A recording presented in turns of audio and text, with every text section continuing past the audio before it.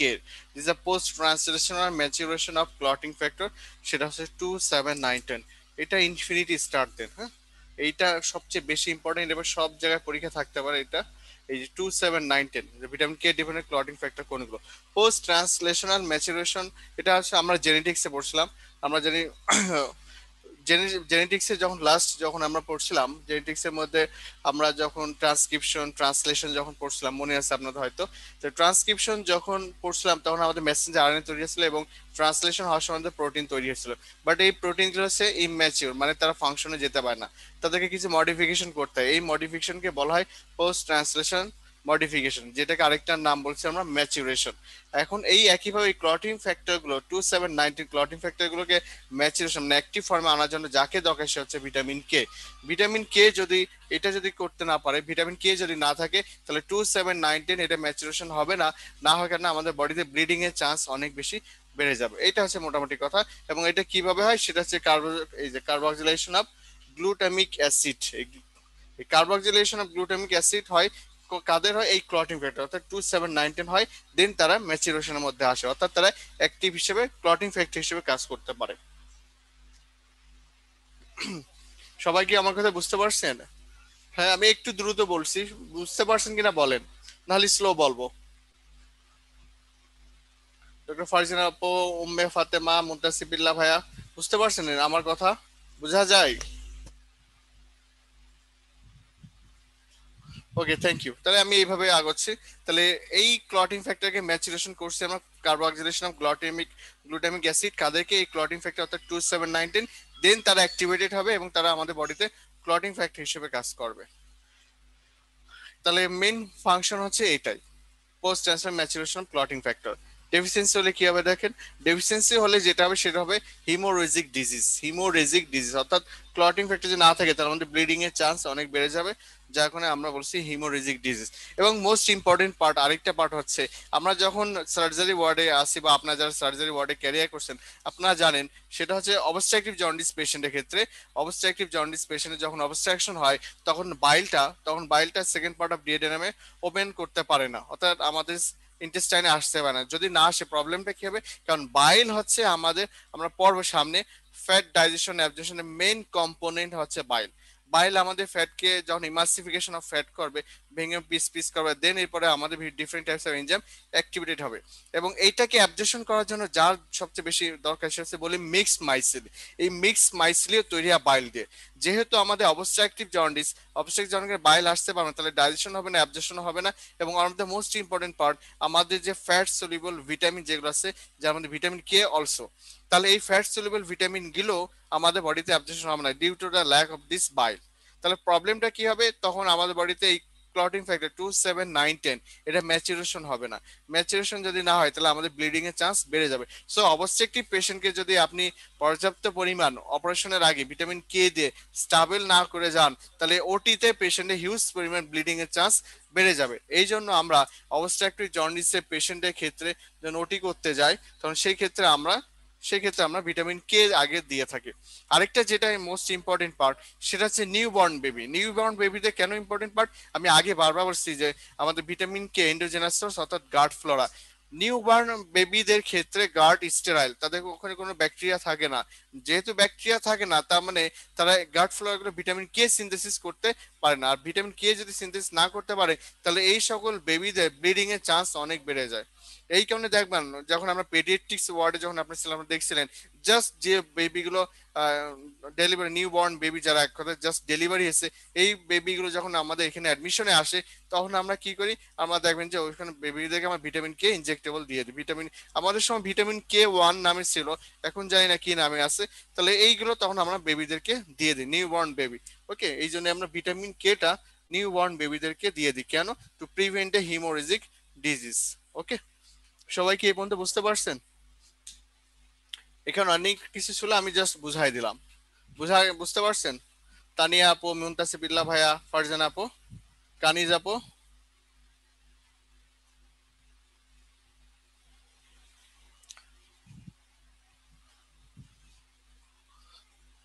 Okay, thank you. তাহলে আমরা নেক্সটে যাই।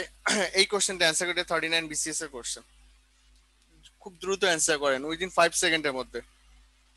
এটা লাস্ট ক্লাসে আমরা আলোচনা করছিলাম।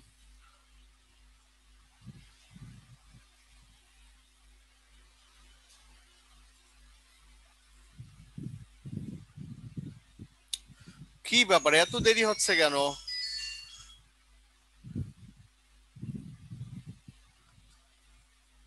Who's vitamin not synthesis in our body? কি হলো? উম্মে ফাতেমা আপু, তানিয়া আপু, মুনতাসির বিল্লাহ, ফারজান আপু, কানিজ আপু, কি অবস্থা?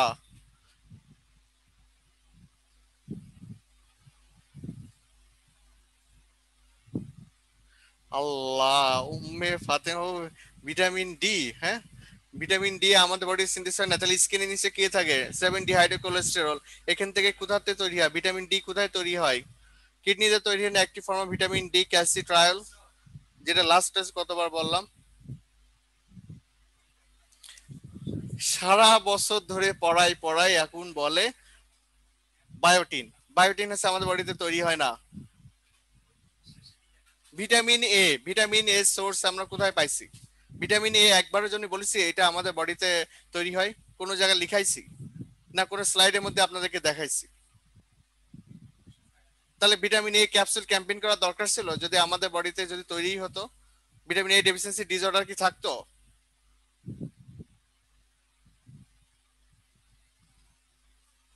কিছু বলার নেই আপনাদের, কিছু বলার নেই। This is the exact answer, vitamin A. Biotin, vitamin K এবং vitamin D all are the synthesis by in our body. Last slide, last ক্লাসে মেডিসিনের স্লাইডটা ভালো করে দেখবেন। আপনারা হতাশ করলেন আমারে। দেখেন ভিটামিন বি ওয়ান, আজকে আমরা যাচ্ছি ওয়াটার সলিউবল ভিটামিনের মধ্যে অ্যাক্টিভ ফর্ম, সেটা হচ্ছে ভিটামিন বি ওয়ান, সেটা হচ্ছে থায়ামিন পাইরোফসফেট। বুঝতে পারছেন কিভাবে আপনার পরীক্ষা হলে ভুল করে আসেন? আল্লাহ।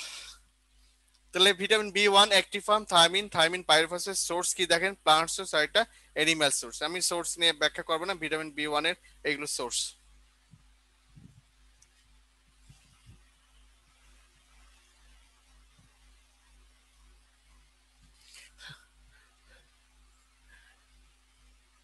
ভিটামিন এ, আপনি এখানে তো অপশনে দিয়া, এ আর ডি তো অপশনে দিয়া। আপু এইভাবে অ্যান্সার করলে হবে? আপনি তো অপশন লিখেছেন মনে হচ্ছে। উম্মে ফাতেমা আপু। আচ্ছা নেক্সট, এবার দেখেন ভিটামিন বি ওয়ান এর ফাংশন। ফাংশন কি দেখেন একটু। নাম্বার ওয়ান হচ্ছে হেল্পস ইন গ্লুকোজ অক্সিডেশন, আমাদের গ্লুকোজ অক্সিডেশনে হেল্প করে, আমাদের নার্ভ কন্ডাকশন এবং normal function of the nervous সিস্টেমকে মেনটেন করছে। দেখেন ভিটামিন বি ওয়ান কতটা ইম্পর্টেন্ট, কতটা ইম্পর্টেন্ট দেখছেন? যার ভিটামিন বি ওয়ান ডেফিসিয়েন্সি একটু পর আমরা দেখতে পারবো। তাহলে one of the most important function একটা হচ্ছে conduction of the nerve and normal functioning of the nervous system, whole nervous system including central nervous system এবং peripheral nervous system. Deficiency disorder কি হয়? বেরি বেরি হয়। ডেফিসিয়েন্সি ডিসঅর্ডার কি হবে? বেরি বেরি। এগুলো আমরা জানি, তারপর আমি একটু ব্যাখ্যা করে দেবো। তাহলে এই বেরি বেরি দুই ধরনের হয়ে থাকে। কয় ধরনের হয়ে থাকে? Two types. নাম্বার ওয়ান হচ্ছে neurological beriberi or dry beriberi. Dry beriberi যেটা আছে, যেটা আমরা নিউরোলজিক্যাল ভেরিয়েবল বলছি, তাহলে একটা খেয়াল করে, এটা হচ্ছে ক্রনিক পেরিফেরাল নিউরোপ্যাথি। তাহলে এটা কি করছে? Chronic peripheral neuropathy. আর কি করতে পারে? রিস্ট ড্রপ এবং ফুট ড্রপ। আমরা এগুলো পড়ছিলাম অ্যানাটমিতে, কিন্তু ওখানে আমরা ওই এইটা নিয়ে বলি, ওখানে নার্ভ ইনজুরির ক্ষেত্রে দেখছিলাম। কিন্তু এখানে দেখেন আমরা পড়ছি vitamin deficiency, vitamin B one ডেফিসিয়েন্সির কারণে রিস্ট অথবা ফুট ড্রপও হতে পারে। এবং এটার কারণে কি হতে পারে? মেক কজ করস্কপ সাইকোসিস। দেখছেন করস্কপ সাইকোসিস এবং ওয়ার্নিংস এনকেফালোপ্যাথি। তাহলে one of the most important যে chronic peripheral neuropathy, wrist of foot drop, then Korsakoff সাইকোসিস অ্যান্ড ওয়ার্নিংস এনকেফালোপ্যাথি। এটাকে মার্ক করেন। নিয়ে এবার খাতা কলম নেন, সবাই এটাকে মার্ক করেন। ওয়ার্নিংস এনকেফালোপ্যাথিতে টাইটেল দেন, টাইটেল দিয়ে ওপেন করেন। হাতে সবাই খাতা কলম নেন, নেছেন? নিয়ে এবার লেখা শুরু করেন। Warnings encephalopathy is an acute neurological condition. Warnings encephalopathy is an acute neurological condition characterized by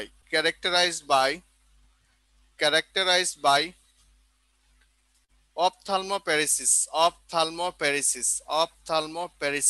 with nystagmus. It is an acute neurological condition characterized by ophthalmoparesis with nystagmus, with nystagmus. Number two, ataxia. Number two, ataxia. Number three, confusion. Number three, confusion. তাহলে warning sign capability একটা acute neurological condition characterized by three symptoms. Number one, ophthalmoparesis with nystagmus. Number two, ataxia. Number three, confusion. Number three, confusion. It affects তারপরে লেখেন it affects central nervous system and peripheral nervous system. It affects central nervous system, peripheral nervous system. আমি আবার বলছি, it is an neurological condition characterized by ophthalmoparesis with nystagmus. Number two, ataxia. Number two, ataxia. Number three, confusion. তারপর লেখেন it affects the peripheral nervous system and central nervous system. লেখা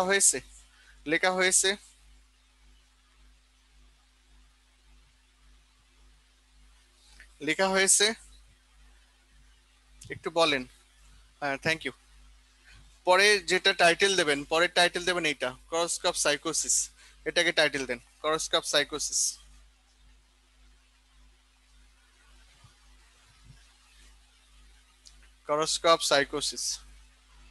তারপর লেখেন করোস্কোপ সাইকোসিস it is a late complication of persistent warnings encephalopathy. Late complication of যদি warnings encephalopathy continue যদি persistent থাকে, finally যে কমপ্লিকেশনটা আসছে, এই জন্য এটাকে বলছি late complication of persistent warnings encephalopathy and results in memory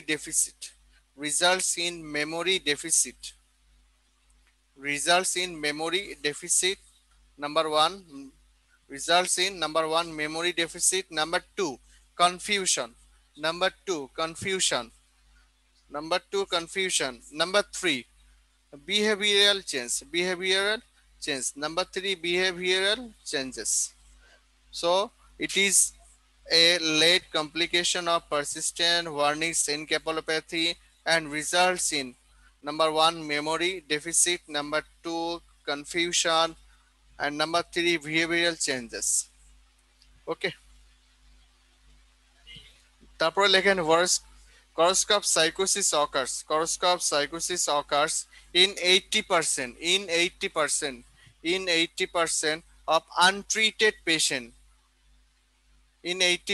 of untreated patients with in 80%, 80, okay, 80, not 18, 80% of untreated patients with warnings encephalopathy. অর্থাৎ warnings encephalopathy যদি কন্টিনিউ থাকে এবং এটা যদি ট্রিটমেন্ট করা না হয়, তাহলে 80% পেশেন্টের ক্ষেত্রে করোস্কোপ সাইকোসিস ডেভেলপ করবেন। এবং সবচেয়ে মোস্ট ইম্পর্টেন্ট কথা, কারো যদি এটা যদি একবার যদি ডেভেলপ করে করোস্কোপ সাইকোসিস, ইট ইজ ইরিভার্সিবল। পেশেন্টকে আপনি যতই থায়ামিন দিয়ে আর ট্রিটমেন্ট করেন, পেশেন্ট আর কখনোই নর্মাল হবে না। সবার লেখা হয়েছে? একটু বলেন সবার লেখা হয়েছে কিনা? সবার কি লেখা হয়েছে? ওকে, thank you.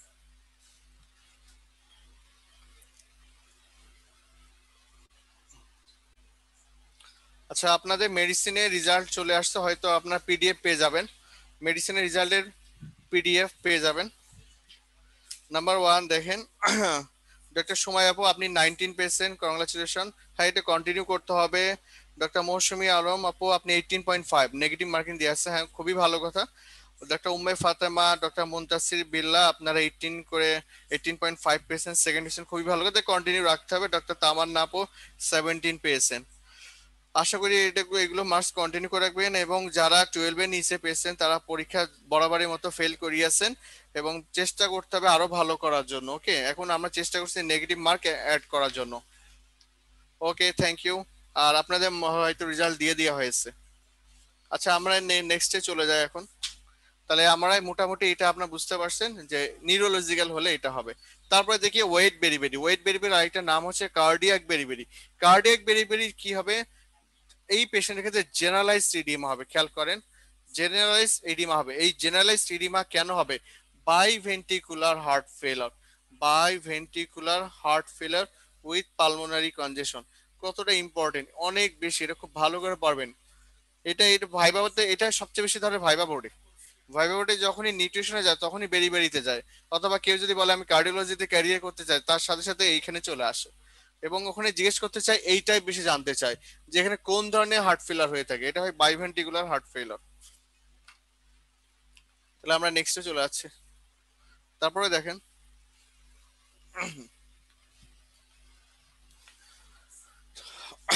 ওয়ার্নিশ encephalopathy and wet beriberi should be treated without delay. আমরা কোনো দেরি করব না, আমরা ইন্টারভেনাস, এবং ইন্টারভেনাসে কি দেব দেখেন, vitamin B and C mixture, যেটা প্রেবনিক্স হিসেবে পাওয়া যায়, পেভরিনেক্স হিসেবে পাওয়া যায়, এবং এটা দিয়ে আমরা সাথে সাথে জাস্ট আইডেন্টিফাই এবং ট্রিট দ্য পেশেন্ট। সে ড্রাই বেরি হোক আর ওয়েট বেরি হোক, এটা দিয়ে ট্রিটমেন্ট হবে। করস্কাপ সাইকোসিস ইজ ইরিভার্সেবল। এই দেখেন, দিস ইজ দ্য ইরিভার্সেবল। আপনি যতই ট্রিটমেন্ট করে লাভ হবে না। আর does not respond the thiamine treatment. দেখেন, এই কথাগুলো আমার না, এগুলো সব ডেভিডসন 23rd এডিশনের কথা। এখানে যদি একবার ডেভেলপ করে যায় তাহলে পেশেন্টে যত থায়ামিন দেন কোনো লাভ হবে না। সো আগের থেকে পেশেন্টকে ট্রিটমেন্ট শুরু করতে হবে। ভিটামিন বি 2 দেখেন, এটা এফএডি, এটা এফএমএন। তাহলে অ্যাক্টিভ ফর্ম কি? এফএমএন এফএডি। আমরা জানি ডায়েটারি সোর্স, প্লান্ট সোর্স, আর একটা অ্যানিমাল সোর্স। আমি এখানে আর ব্যাখ্যা করব না। ফাংশনটা দেখি, কোএনজাইম হিসেবে আমাদের কাজ করে ডিহাইড্রোজেনেশন রিঅ্যাকশন, অক্সিডেশন রিঅ্যাডিশন রিঅ্যাকশন, এবং এই ডিহাইড্রোজেন রিঅ্যাকশন এটা সবচেয়ে বেশি হয়ে থাকে, সবচেয়ে বেশি হয়ে থাকে আমাদের বডির রেসপিরেটরি চেনে, রেসপিরেটরি চেনে। এটা আমরা পড়বো, মেটাবলিজম যখন পড়বো তখন এইটা ব্যবহার আরো বেশি দেখবো। সো কোএনজাইম হিসেবে কাজ করে নাম্বার 2, এবং এটা এনার্জি মেটাবলিজম হিসেবে কাজ করে থাকে। পরীক্ষা হলে যেটা আসে, পরীক্ষা হলে বেশি আসে এটা, যে ডেফিসিয়েন্সি ডিসঅর্ডার হলো কি হয়, চিলোসিস হয়, অ্যাঙ্গুলার স্টোমাটাইটিস, গ্লসাইটিস এবং ডার্মাটাইটিস। এবং এই ধরনের পেশেন্ট আসলে দেখবেন খুব কমন পেয়ে থাকি আমরা পেশেন্টকে। আমরা তখন রিবোফ্লাভিন আমরা অ্যাডভাইস করি যে আপনি প্রতিদিন একটা করে বা 2টা করে রিবোফ্লাভিন খাবেন। ঠিক আছে, এবং এটা দেখেন কোথায় আমাদের সবচেয়ে বেশি করে, এটা সবচেয়ে বেশি অ্যাটাক করে আসছে আমাদের টাং এবং লিপসে, এবং কমন পেশেন্ট পাবেন টাং এবং লিপসে, এটা বেশি পাওয়া যায়। খুব অ্যাঙ্গুলার, আপনার টাং আপার সারফেস, লোয়ার সারফেস, যেখানে বলেন অ্যান্টিরিয়র সাইড, পোস্টিরিয়র সাইডে, তারপর লিঙ্গুলার ওখানে দিবেন, লিপসের পুরো আউটার সাইড, ইনার সাইড সব জায়গায় করে। আর কি করতে পারে, গ্লসাইটিস হবে, অ্যাঙ্গুলার স্টোমাটাইটিস হবে, কর্নারে একদম মাউথের কর্নারে আসবে, চিলোসিস মাউথের কর্নারে, upper lower anterior side of the mouth, tongue, সব জায়গায় ইনফেকশন হয়ে থাকে। শুধু তাই না, এটা দেখেন জেনিটালস পর্যন্ত ইনভলভ করতে পারে। Okay, so not only the our riboflavin, not only the due to the oral problems, also the cause the genital problem. সবচেয়ে মোস্ট ইম্পর্টেন্ট দেখেন কি বলেছে, দেখেন স্কিন এরিয়া যেখানে সিবিসিএস গ্ল্যান্ডের পরিমাণ সবচেয়ে বেশি থাকবে, স্পেশালি নেজোলেবিয়াল ফোল্ড, নেজোলেবিয়াল ফোল্ডে এবং ফেসিয়াল অনুযায়ী, ফেসিয়াল সাইডে ডিসসেভিসিয়া করে। ডিসসেভিসিয়া মানেটা কি? এটা হচ্ছে আমরা মাছ যখন ধরি, মাছের গায়ে যে আষ্টে থাকে, আষ্টে গুলো দেখেছেন না, এই আষ্টের মতো হয়ে যাবে। কিভাবে হবে? প্রথমে এখানে জায়গাটা রেডিং হয়ে যাবে, আস্তে আস্তে লাল হয়ে যাবে। যখনই এটা লাল হয়ে যাবে, আস্তে আস্তে মাছের যে গায়ে যে আষ্টে থাকে, ওই আষ্টের মতো আস্তে আস্তে স্কিনটা হয়ে যায়। যে আমাদের ইলিশ মাছ, রুই মাছ, তারপরে কাতলা মাছ, এই যে মাছগুলো আমরা বলি, এই মাছের গায়ে যে আস্তে আস্তে থাকে, ওই যে স্কিনটা ওরকম হয়ে যায়। প্রথমে লাল হবে, দেন আস্তে আস্তে কনভার্ট হবে। তাহলে কিভাবে আমরা পেশেন্টকে রিকভার করতে পারবি? Rapid recovery usually follows administration of riboflavin 10 milligram. আমরা রিবোফ্লাভিন দেবো অরালি এবং বাই মাউথ, মাউথে আমরা খেতে দেবো, রিবোফ্লাভিন অ্যাডভাইস করবো। এইগুলো সব নেওয়া হয়েছে আমাদের ডেভিডসনের থেকে। নেক্সটে যায়, এবার ভিটামিন বি থ্রি অ্যাক্টিভ ফর্মে এনএডি এবং এনএডিপি। সোর্স দেখেন, এক্সোজেনাস সোর্স এবং প্লান্টস। এক্সোজেনাস সোর্স দেখেন প্লান্ট সোর্সের একটা আছে এবং অ্যানিম্যাল সোর্স, দুইটা সোর্স। আর এন্ডোজেনাস সোর্স নিয়াসিন দেখেন এন্ডোজেনাস আমাদের বডিতে তৈরি হয়ে থাকতে পারে, যে produce from the amino acid. তাহলে এই ট্রিপ্টোফ্যান আমাদের বডির মধ্যে যে অ্যামাইনো অ্যাসিড থাকে ট্রিপ্টোফ্যান, সেখান থেকে আমাদের বডিতে নিয়াসিন তৈরি হয়ে থাকে। তাহলে niacin also the endogenous source. তাহলে ফাংশনটা আমরা একটু দেখি। কোএনজাইম, তাহলে এটা একটা কি করছে আমাদের ডিহাইড্রেশন এক্সাম করে, মানে আগের মতো রিবোফ্লাভিনের মতো এনার্জি মেটাবলিজম রিলেটেড, কিন্তু পরীক্ষায় যেটা আসবে সেটা হচ্ছে এটা, এটা ইনফিনিটি স্টার। তাহলে দেখেন ডেফিসিয়েন্সি ডিসঅর্ডার কি হবে, pellagra, this is the pellagra হবে। এবং প্লেগ্রা ক্যারেক্টারিস্টিক আছে ডায়রিয়া, ডিমেনশিয়া এবং ডার্মাটাইটিস, এই তিনটা যদি একসাথে হয় তখন আমরা পেশেন্টকে বলি প্লেগ্রা। পরীক্ষা হলে কিন্তু এটা ভেরি ভেরি ইম্পর্টেন্ট, ভাইবা বোর্ডের জন্য ইম্পর্টেন্ট, রিটেন পরীক্ষা এবং আপনাদের পরীক্ষার জন্য। বলতে পারে which is the not correlate with the pellagra, তাহলে ডায়রিয়া, ডিমেনশিয়া, ডার্মাটাইটিস, ঠিক আছে। হয়তো এই যে তিনটা থাকবে, বাকি যেটা থাকবে সেটা প্লেগ্রার সাথে কোরিলেট করে না, এইভাবে কোশ্চেন দেওয়া থাকবে, খেয়াল করবেন। This is the pictures of dermatitis due to the pellagra. দেখেন ব্ল্যাক হয়ে গেছে পুরো এরিয়াটা, আপনার সাইডের ছবি দেখলে বুঝতে পারবেন। এবারে এটা হচ্ছে আমাদের ডেভিডসনের figure. This the skinal change dermatitis due to the pellagra. Treatment কি করবো, ট্রিটমেন্ট আমরা দেরি করব না, আমরা পেশেন্টকে নিকোটিনামাইড দিয়ে আমরা স্টার্ট করে দেবো। দিস ইজ দ্য নিকোটিনামাইড দিয়ে আমরা ট্রিটমেন্ট স্টার্ট করে দেবো। এবং এই ট্রিটমেন্ট আমরা অরালি দিতে পারি অথবা প্যারেন্টাইলও দিতে পারি। এবং এটা যদি দেন ইউজুয়ালি খুব র্যাপিড, খুব দ্রুত রেসপন্স করে, দেখেন ইউজুয়ালি র্যাপিড 24 আওয়ার্স দেওয়ার সাথে সাথে 24 ঘন্টার মধ্যে পেশেন্টের ইরাইথিমা ডিমিনিশ হয়ে যাবে। পেশেন্টের যে আমরা একটু আগে বলছিলাম যে ডায়রিয়া বন্ধ হয়ে যাবে। পেশেন্টের ক্ষেত্রে যে ইমপ্রুভমেন্ট, আদার যে ইমপ্রুভমেন্ট আছে মেন্টাল স্টেটমেন্ট অর্থাৎ ডিমেনশিয়া যেটা বলছিলাম, সেটাও পেশেন্ট ইমপ্রুভ হয়ে যাবে জাস্ট নিকোটিনামাইড। সো আপনার যদি পেশেন্ট কখনো আসে ডায়রিয়া, ডিমেনশিয়া এবং ডার্মাটাইটিস, প্রথমে যেটাকে আপনার কনসার্ন করবেন সেটা হচ্ছে আমাদের নিয়াসিন ডেফিসিয়েন্সি। আপনার নিকোটিনামাইড দিয়ে হলো প্রথমে ড্রাগ স্টার্ট করবেন। যদি 24 আওয়ার্সের মধ্যে যদি পেশেন্ট যদি রেসপন্স করে, তাহলে বোঝেন patient due to the pellagra. The patient is the diagnosed case of the plague.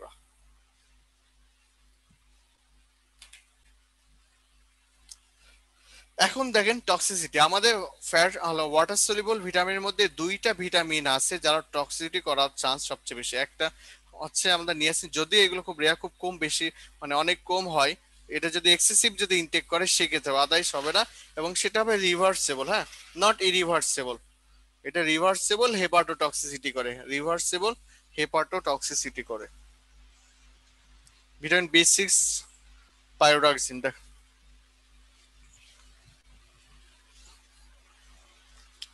তাহলে কালেকটিভ ফর্ম এই যে পাইরোডক্সিন, পাইরোডক্সাল, পাইরোডক্সামিন থাকে। অ্যাক্টিভ ফর্ম হচ্ছে আমাদের pyridoxal phosphate. This is the active form of pyridoxal phosphate. তাহলে সোর্স আমরা দেখি, সোর্স আছে এনিমাল সোর্স, প্লান্ট সোর্স, দুইটাই আছে। কোএনজাইম হিসেবে কাজ করে ট্রান্স অ্যামাইনেশন এবং ডিঅ্যামাইনেশন, এই দুইটা most important function, trans amination এবং ডিঅ্যামাইনেশন। এটা আমরা পড়বো, আমরা যখন প্রোটিন মেটাবলিজম পড়বো তখন এটা নিয়ে ব্যাখ্যা করবো, এই জন্য এখন আর যাচ্ছে না।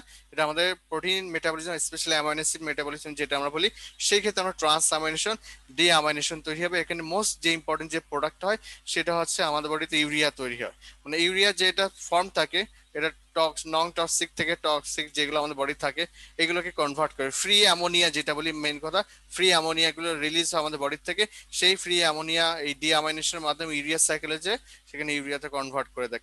যেহেতু আমাদের বডিতে অ্যামোনিয়া হচ্ছে টক্সিক এজেন্ট, তাকে নন টক্সিক ইউরিয়াতে কনভার্ট করে। আচ্ছা যাও, এই তখন আমরা আলোচনা করবো। এখন জাস্ট একটু বললাম ট্রান্স অ্যামিনেশন এবং ডিঅ্যামাইনেশন ফাংশন। ডেফিসিয়েন্সি ডিসঅর্ডার হলে কি হবে, নাম্বার 1 পেরিফেরাল নিউরোপ্যাথি হবে, নাম্বার 2 এনিমিয়া ডেভেলপ করবে। কারণ আমরা দেখছিলাম এই পাইরোটক্সিন আমাদের এনিমিয়া, যখন আমরা ইরাইথোসাইট পড়ছিলাম, যখন আরবিসির ডেভেলপমেন্ট জন্য ফ্যাক্টরস এফেক্টিং আরবিসি ইরাইথোপাইসিস, সেখানে একটা প্রোডাক্ট হচ্ছে আমাদের পাইরোটক্সিন। এই কারণে এটা ডেফিসিয়েন্সি হলে অ্যানিমিয়া হয়। বায়োটিন,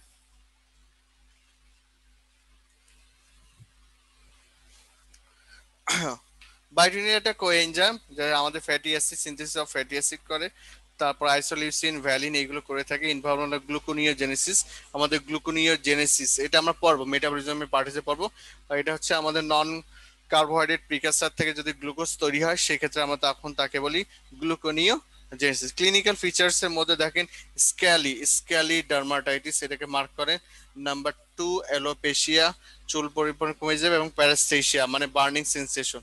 এই তিনটা থাকবে, একটা হচ্ছে স্ক্যালি ডার্মাটাইটিস, অ্যালোপেশিয়া এবং প্যারাস্থেসিয়া থাকবে। ফলিক অ্যাসিডটা আমরা একটু দেখি। ফলিক অ্যাসিড হচ্ছে আমাদের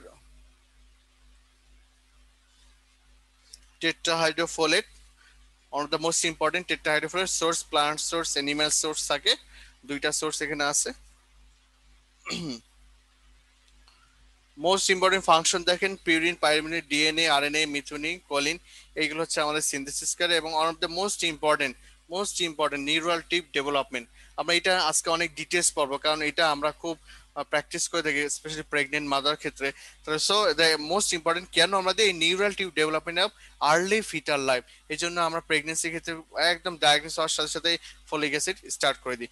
যদি না দিই প্রবলেম কি হবে, number 2 neural tube defect in the foetus, বাচ্চার নিউরাল টিউবে প্রবলেম হবে, এবং নাম্বার 2 যেটা হবে তার গ্রোথ ফেইলার হবে।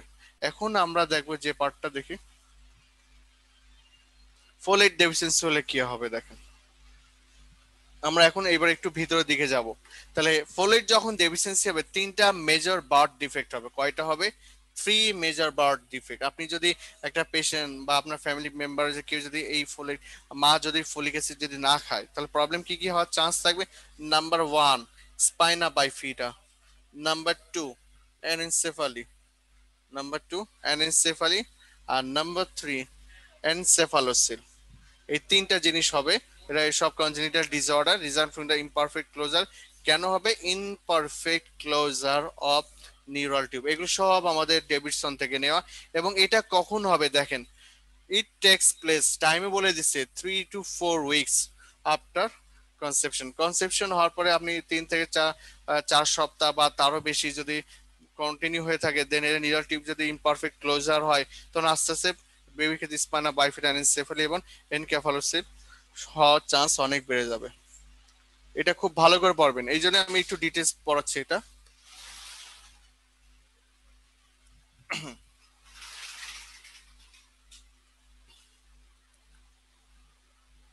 তাহলে এবার খেয়াল করেন, যারা প্রথমবার, who have the experience a pregnancy affected by neural tube defect, মানে একটা খেয়াল করেন, যেটা মনে হচ্ছে প্রথম প্রেগনেন্সি ছিল, প্রথম প্রেগনেন্সির সময় তার প্রথম যে বেবি ছিল তার অ্যানেনসেফালি হতে পারে, এনসেফালোসিল হতে পারে, অথবা স্পাইনা বাইফিডা হতে পারে, যার আগে এক্সপিরিয়েন্স হয়ে গেছে এই জিনিসটা, এখন সে সেকেন্ড টাইম আবার প্রেগনেন্ট হয়েছে, তখন এই ধরনের মাদের কি কি করতে হবে?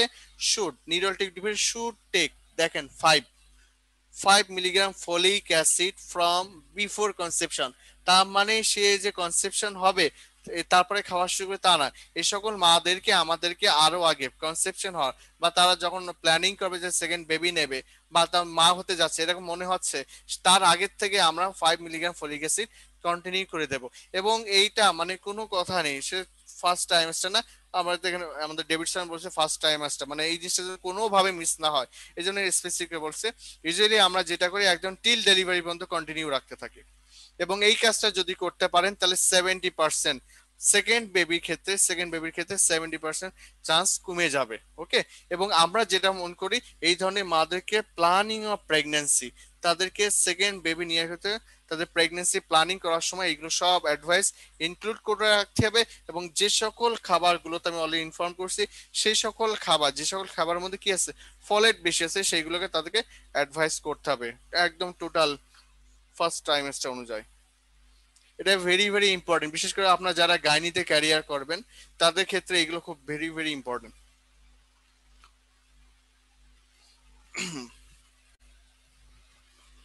এখন দেখেন এটা আসলে কোথায় কোথায় আছে আমরা জানি, তারপরে একটুখানি একটা কয়েকটা ইনফরমেশন দেওয়ার জন্য, liver is the most important.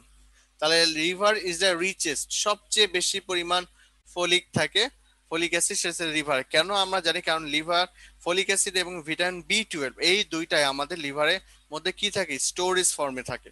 যখন এখানে একটা most important richest source liver, but alternative মধ্যে গ্রিন লিফি ভেজিটেবলস আছে, এগুলো আমরা আর্লি প্রেগনেন্সিতে আমরা বলে দেবো।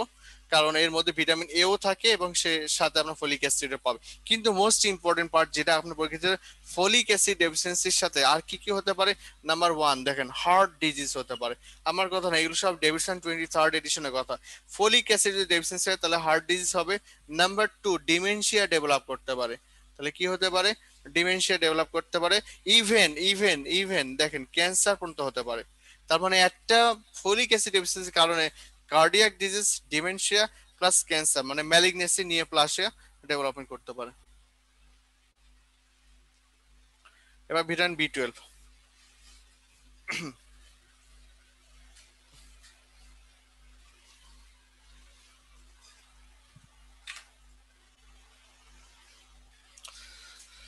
তাহলে এখানে দেখেন সোর্স, দেখেন এটা dietary source, dietary exogenous source আর এটা এন্ডোজেনাস সোর্স যেটা আমাদের গার্ড ফ্লোরা থেকে হয়ে থাকে। ওকে, আর এইটা দেখেন অ্যাক্টিভ ফর্ম হচ্ছে মিথাইল কোবালামিন, আর এটা হচ্ছে এটা শান্ত, এই যে মিথাইল কোবালামিন এটা আমরা যেটা দেখলাম, আর 5 ডিহাইড্রোক্সি কোবালামিন এটা হচ্ছে active form.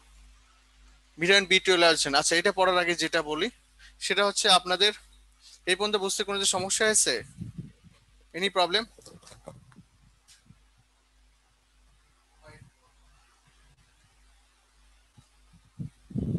Any problem? Any problem? Any problem? Any one? কারো কোনো প্রবলেম হয়েছে? একটু বলেন, আমি একটু দ্রুত যাচ্ছি কারণ যেহেতু আমাদের একটু প্রবলেম হচ্ছিল এই কারণে। Thank you. এনিওয়ান? সোনরা মুনতাসির নাইস।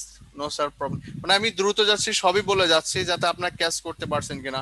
মুনতাসির বিল্লাহ ভাইয়া, এনি প্রবলেম? উম্মে ফাতিমা, সানি আমিন ভাই, এনি প্রবলেম? ওকে, এইটা বোঝানোর জন্য যা হোক আপনারা। ওকে ওকে, থ্যাংক ইউ। মানে আমি খুব একটু দ্রুত বলে যাচ্ছি যাতে আপনারা ক্যাচ করতে পারেন, এবং আমি যেগুলো পয়েন্ট আউট করছি এগুলো খুব খেয়াল করবেন, ঠিক আছে?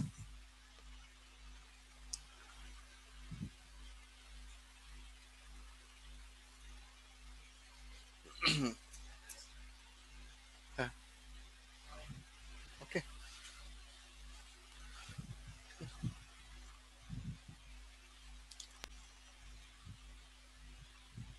এই পর্যন্ত কোনো স্লাইডে কোনো জায়গায় কোনো জায়গায় বুঝতে কোনো সমস্যা আছে? Any problem? এনিওয়ান? কারণ আমি বারবার এই আপনার বোর্ডের দিকে তাকানো যাচ্ছে না, এই জন্য একবার বলছি। আচ্ছা, এবার খেয়াল করেন, আমরা এখন যেটা পড়বো সেটা হচ্ছে vitamin B 12 absorption. Vitamin B 12 absorption এখন ইনশাল্লাহ আমরা পড়বো। ভিটামিন বি 12 অ্যাবজর্পশন পড়ার আগে আমি যেই একটা জিনিস বলবো সেটা হচ্ছে একজনের জীবন কাহিনী বলবো। জীবন কাহিনী হচ্ছে, তার নাম হচ্ছে ইন্ট্রিনসিক ফ্যাক্টর। জীবন কাহিনী যিনি, যার নিয়ে এত গল্প করবো, তার নাম হচ্ছে ইন্ট্রিনসিক ফ্যাক্টর। খেয়াল করেন।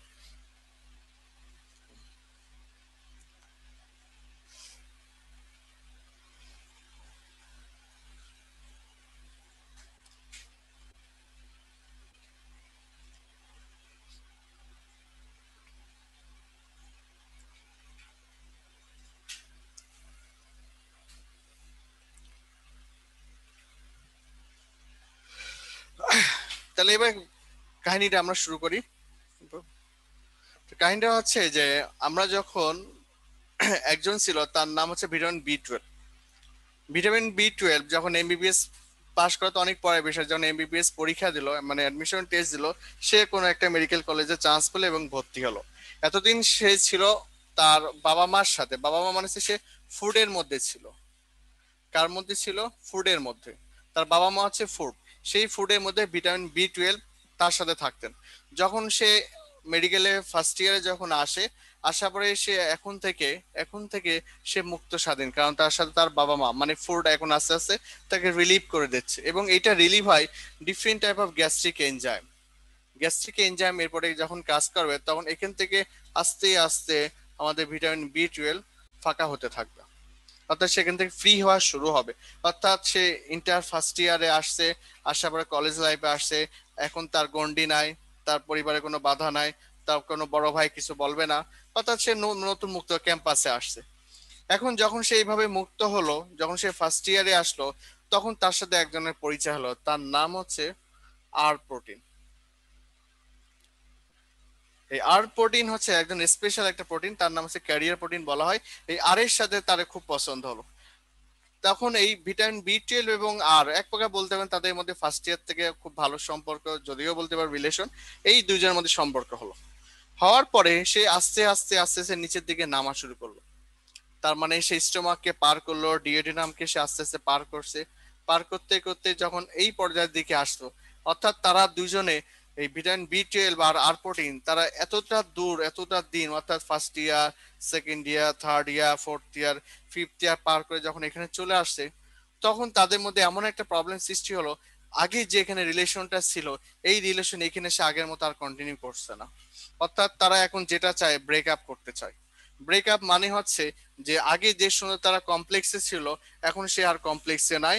এখন এই ভিটামিন বি 12 আর আর তারা দুইজন সেপারেট হয়ে গেল। অর্থাৎ শুধুমাত্র ভিটামিন বি 12 একা হয়ে গেল, আর কে সে রিলিজ করে দিল। সে এখন ব্রেকআপে চলে আসছে, সে শুধু একাই আছে, ভিটামিন বি 12। এই সময় আরেকজন ব্যক্তি, আরেকজন যে ফার্স্ট ইয়ার থেকে তাকে পছন্দ করে আসছিল, অর্থাৎ এই জায়গায় আরেকজন আছে, তার নাম হচ্ছে ইন্ট্রিনসিক ফ্যাক্টর, যেটাকে আমরা বলি ইন্ট্রিনসিক ফ্যাক্টর অফ ক্যাসেল। আমি একটু ফ্ল্যাশব্যাকে ব্যাক করি। ফ্ল্যাশব্যাকে এই কারণে ব্যাক করছি, যখন ফার্স্ট ইয়ারে যখন সে ছিল, অর্থাৎ সে যখন স্টোমাকে ছিল, এখানে একটা সেল আছে, নাম হচ্ছে gastric parietal cell. Gastric parietal cell থেকে intrinsic factor of Castle release হয়। এই ইন্ট্রিনসিক ফ্যাক্টর অফ ক্যাসেল সে প্রথম থেকে ভিটামিন বি 12 এর পছন্দ করত, কিন্তু ইন্ট্রিনসিক ফ্যাক্টর অফ ক্যাসেল সে যখন দেখছে যে ভিটামিন বি 12 এর সাথে রিলেশন আছে আর প্রোটিনের, এখন আমি ওখানে তার সাথে তাকে কিছু বলতে পারবো না, তাকে মনের কথা কিছুই বলতে পারবো না। সে তখন চিন্তা করে যে আমি নিজেকে যোগ্য বানাই, আমি নিজেকে যেদিনকে যোগ্য বানাতে পারবো, অর্থাৎ ভিটামিন বি 12 এর জন্য আমি নিজেকে পারফেক্ট বানাতে পারবো, সেদিনকে আমি আমার মনের কথা ভিটামিন বি 12 কে বলবো। যখন এই স্টেজ যখন পারে, first year, second year, third year, fourth year, fifth ইয়ার পাস করে, ডাক্তারি পাস করে ইন্টার্নি লাইফে যখন চলে আসছে, তখন এর মধ্যে অলরেডি ভিটামিন বি 12 আর আর প্রোটিনের সাথে ব্রেকআপ হয়ে গেছে, অর্থাৎ বি 12 তখন ফ্রি হয়ে আছে। তখন এই সময় সুযোগটা কাজে লাগালো ইন্ট্রিনসিক ফ্যাক্টর অফ ক্যাসেল। তখন সে কি করলো, তার সাথে ফ্রেন্ডশিপ করলো। অর্থাৎ ফ্রেন্ডশিপ করার পরে তখন এখন তারা যে নতুন একটা হলো, সে আর এই জায়গায় চলে আসলো ইন্ট্রিনসিক ফ্যাক্টর, অর্থাৎ ভিটামিন বি 12 এবং ইন্টেন্সিভ ফ্যাক্টর নতুন একটা বন্ড তৈরি করলো। অর্থাৎ তখন এই ইন্টেন্সিভ ফ্যাক্টর ক্যারি হিসেবে আসলো। এবং এই যে তার যে কন্ডিশন, সে যখন এসে তার সাথে বন্ধুত্ব করছে, এটাই ছিল তার উপযুক্ত পরিবেশ।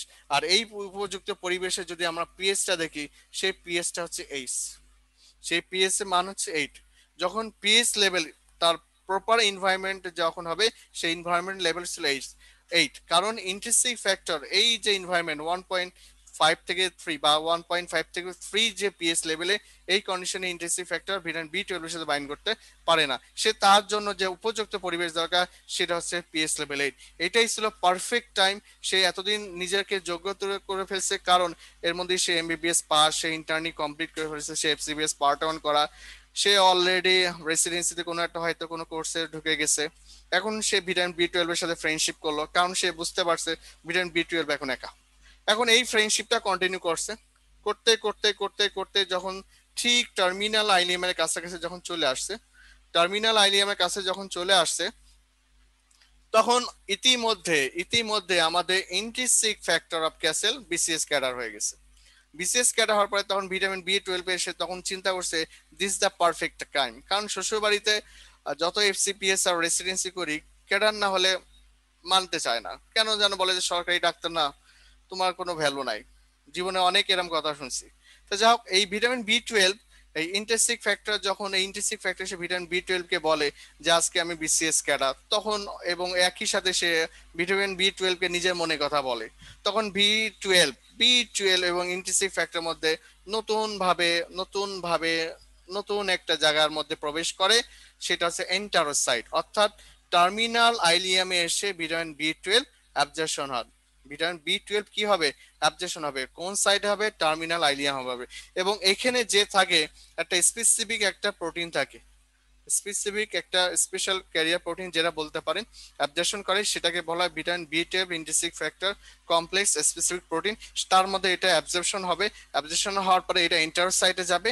এন্টারোসাইটে যাওয়ার পরে যে কাহিনীটা এখানে ঘটবে, সেটা হচ্ছে এন্টারোসাইটের মধ্যে, এটা মনে করেন এন্টারোসাইট, এই এন্টারোসাইটের মধ্যে ভিটামিন বি 12 আর ইন্ট্রিনসিক ফ্যাক্টর যে এত সময় তাকে ক্যারি করে টার্মিনাল আইলিয়াম আসলে ইন্টারসাইডে আসলো, তখন এটাকে আবার তারা দুইজনে আলাদা হয়ে যাবে, সেপারেট হয়ে যাবে। সেপারেট হয়ে যাবে, হওয়ার পরে এই ভিটামিন বি 12 অ্যাক্টিভলি অ্যাবজর্বড হয়ে আমাদের প্লাজমাতে আসবে। আমাদের কোথায় আসবে? ব্লাডে, প্লাজমাতে আসবে। প্লাজমার মধ্যে আরেকজন যিনি বসে থাকে তার নাম হচ্ছে ট্রান্সকোবালামিন। ট্রান্সকোবালামিন 2, তার নাম হচ্ছে ট্রান্সকোবালামিন 2। ট্রান্সকোবালামিন 2 কি করে? এই ভিটামিন বি 12, আমাদের ভিটামিন বি 12 কে বাইন্ড করবে, কারণ এটা হচ্ছে transport protein. Transport protein vitamin B 12 কে নিয়ে পেরিফেরাল প্রোটিনের কাছে নিয়ে যাবে। পেরিফেরাল প্রোটিনে যদি ভিটামিন বি 12 এর দরকার হয়, তারা তার কাছে রেখে দেবে। আর যদি ভিটামিন বি 12 এর দরকার যদি না হয়, তাকে এনে লিভারে নিয়ে আসবে। লিভারে এনে 3 ইয়ার্স 3 ইয়ার্স আমাদের এই লিভারে এটা প্রিজার্ভ থাকতে পারে। অর্থাৎ খেয়াল করে দেখেন এই জিনিসটা এত সময় কেন এতগুলো বললাম, দেখেন আর প্রোটিন সে কিন্তু ভিটামিন বি 12 এর সাথে রিলেশন করছে, কিন্তু আর প্রোটিন ভিটামিন বি 12 এর যোগ্য ছিল না, যার কারণে তাদের মধ্যে ব্রেকআপ এখানে হয়েছে যখন পিএইচ লেভেল 8। কিন্তু ইন্ট্রিনসিক ফ্যাক্টর এই টাইমের মধ্যে নিজেকে প্রস্তুত করে নিছে ভিটামিন বি 12 এর জন্য। দেন তারপর সে তার সাথে কন্টিনিউ করতে পারছে। মানে আমি এই জিনিসটা যখন পড়ছিলাম তখন চিন্তা করছিলাম, আল্লাহ তাআলা আমাদের বডিকে এইভাবে বানায় দিছে, যদি আমরা আমাদেরকে নিজেকে যদি যোগ্য না বানাই, আমরা যদি কোনো কিছু পেতে চাই, আমার কাছে পেতে চাই, বা আমি কোনো কিছু উদ্ধার করতে চাই, বা আমি যাই করতে চাই না কেন, ওইটা কখনোই আমার হাতের কাছে আসবে না। আপনি যদি নিজেকে চাকরি লাইফে যদি সত্যিকার অর্থে নিজেকে একজন যোগ্য ক্যাডার হিসেবে তৈরি করতে চান, আপনাকে নিজেকে যোগ্য বানাতে হবে। আপনি এফসিবিএস রেসিডেন্সি বড় একটা কোর্সে যেতে চান, বড় কার্ডিওলজিস্ট, গ্যাস্ট্রেন্টোলজিস্ট, এন্ডোক্রাইনোলজিস্ট যাই হন না কেন, আপনি একজন বড় কার্ডিয়াক সার্জন হতে পারেন, অথবা আদার্স জেনারেল সার্জন, বা যার পর আপনি ক্যারিয়ার করতে চান, গাইনোকোলজিস্ট হতে চান, আপনাকে নিজেকে তার জন্য যোগ্য বানাতে হবে। আপনি যদি যোগ্য বানাতে পারেন, পৃথিবীর সব কিছু আপনার হাতের মুঠোর মধ্যে চলে আসবে, আপনি যা চাইবেন তাই পাবেন। এবং এইটাই হচ্ছে বাস্তব life, and this is the history of intensive factor. এবং আরেকটা জিনিস আপনাদেরকে বলি, যে সবচেয়ে মোস্ট ইম্পর্টেন্ট এই পার্টে ইন্টারসাইডে যখন টার্মিনাল আইলিয়াম যখন আসার পরে অ্যাক্টিভলি অ্যাবজর্ব হয়েছে, হওয়ার পরে ইন্টারসাইডে যাওয়ার পরে ইন্ট্রিনসিক ফ্যাক্টর ভিটামিন বি 12 কে ছেড়ে দিয়েছে। কেন ছেড়ে দিয়েছে? যাতে সে তার নিজের লক্ষ্যে পৌঁছাতে পারে। তার মানে জীবনে বড় হতে গেলে আপনার দুইটা গুণ থাকতে হবে। একটা গুণ হচ্ছে আপনাকে নিজেকে যোগ্য বানাতে হবে। নাম্বার 2, আপনাকে স্যাক্রিফাইস হওয়া শিখতে হবে, আপনাকে কম্প্রোমাইজ হতে হবে, আপনাকে স্যাক্রিফাইস হতে হবে, অন্যের জন্য নিজের ইচ্ছা আকাঙ্ক্ষাকে স্যাক্রিফাইস করতে হবে। যদি এই দুইটা গুণ আপনার মধ্যে থাকে, সারা পৃথিবী আপনার হাতের মুঠোই থাকবে। কারো কোনো সমস্যা থাকলে বলেন। এটা বুঝতে পারেন নাই এমন কেউ আছে? This is the history of vitamin B12 absorption. Anyone? Doctor Kaniz আপু, মুন্তাসিবিল্লাহ আপু, ফারজান আপু, ফাতেমা আপু।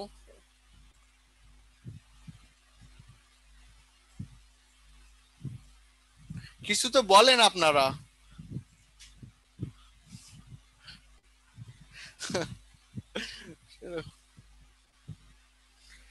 হ্যাঁ ঠিক আছে, okay, thank you, clear, thank you, okay. তাহলে আমরা নেক্সটে আমরা পার্টে চলে যাচ্ছি।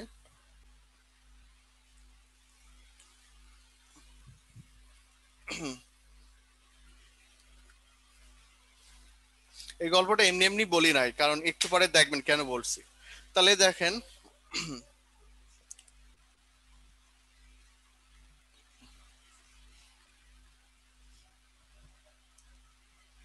তাহলে অ্যাবজর্পশন পার্টে দেখেন, যখন স্টোমাকে যখন থাকে গ্যাস্ট্রিক এনজাইম যারা থাকে, তখন গ্যাস্ট্রিক এনজাইম গুলো কি করে? ভিটামিন বি 12 কে রিলিজ করে।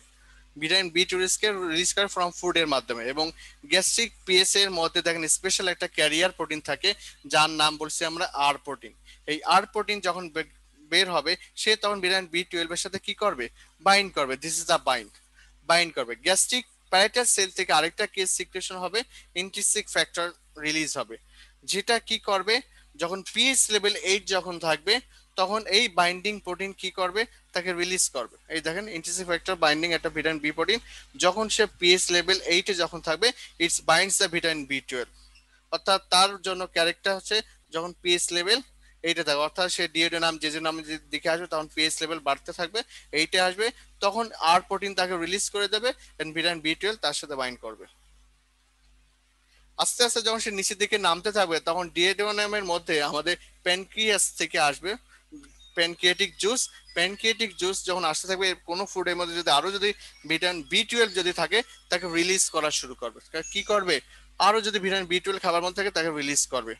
এবং এই সুইচ সবচেয়ে মোস্ট ইম্পর্টেন্ট, দেখেন এই switch from vitamin B 12 switch করছে কার থেকে, আর প্রোটিন টু ইন্ট্রিনসিক ফ্যাক্টর। আস্তে আস্তে করে সব আর প্রোটিনকে ভিটামিন বি 12 ছেড়ে দেয় এবং পরবর্তীতে সে সুইচ করে বাইন্ড করে ইন্ট্রিনসিক ফ্যাক্টরের সাথে।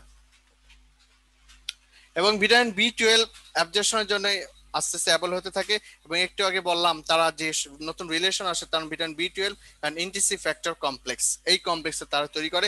এবং ultimate it binds the specific receptor. একটু আগে এটা বলছিলাম, স্পেসিফিক রিসেপ্টর দেখেন সে কোথায় বাইন্ড করে, টার্মিনাল আইলিয়ামেজে বাইন্ড করে। তাহলে এখানে একটা কথা বলি, কারো কোনো একটা ডিসঅর্ডার হলো, টাইলিয়াম ইনভলভ হলে, যেমন অ্যাবডোমিনাল টিউবারকুলোসিস যদি হতে পারে বা কার্সিনোমা হলো, সেক্ষেত্রে যদি আপনি পেশেন্টকে যদি টার্মিনাল আইলিয়াম যদি রিসেকশন করতে হয়, তখন আপনি কি করতে হবে, এই পেশেন্টকে অ্যাডভাইস করতে হবে ভিটামিন বি 12 ইনজেক্টেবল নিতে হবে। কারণ তার সাইট হচ্ছে অ্যাবজেশন সাইট হচ্ছে টার্মিনাল আইলিয়াম, সে যেহেতু আর অ্যাবজেশন করতে পারবে না তাকে ইনজেক্টেবল নিতে হবে, কারণ অরালি দিয়ে আলটিমেট কোনো লাভ হবে না। তাহলে এবার দেখেন অ্যাক্টিভলি ট্রান্সপোর্টেড হবে ইন্টারসাইডের মাধ্যমে টু প্লাজমা। তাহলে এইবারটা সে ইন্টারসাইডে গেছিল, ইন্টারসাইড থেকে প্লাজমা আসবে, প্লাজমাতে যাওয়ার পরে দেখেন সেই ট্রান্সকোবালামিন 2 সাথে বাইন্ড করবে। এবং এই ট্রান্সকোবালামিন 2 কে তৈরি করছিল, এই যে লিভার তৈরি করছিল, তাই না? এবং এটা লিভারে তৈরি হওয়ার পরে সে আস্তে আস্তে ব্লাডে আসলো, তাকে ক্যারি করে টিস্যুর বিভিন্ন পেরিফেরাল টিস্যুতে নিয়ে যাবে ইউটিলাইজেশনের জন্য। যদি পেরিফেরাল টিস্যু ইউটিলাইজেশন পরে যদি আরো এনাফ পরিমাণ থেকে যাবে, তখন আমাদের এই ভিটামিন বি 12 3 ইয়ার্স, ওকে, 3 ইয়ার্সের জন্য আমাদের লিভারে স্টোর হয়ে বসে থাকবে। এটাকে এত সময় বোঝানোর জন্য এই গল্পটা বলা। যে গেছে, সে চলে গেছে মেডিকেল, বাস্তব কাহিনী, মেডিকেল ভাইয়াদের বাস্তব কাহিনী, তাই তো doctor Sunny. Okay, thank you. আচ্ছা,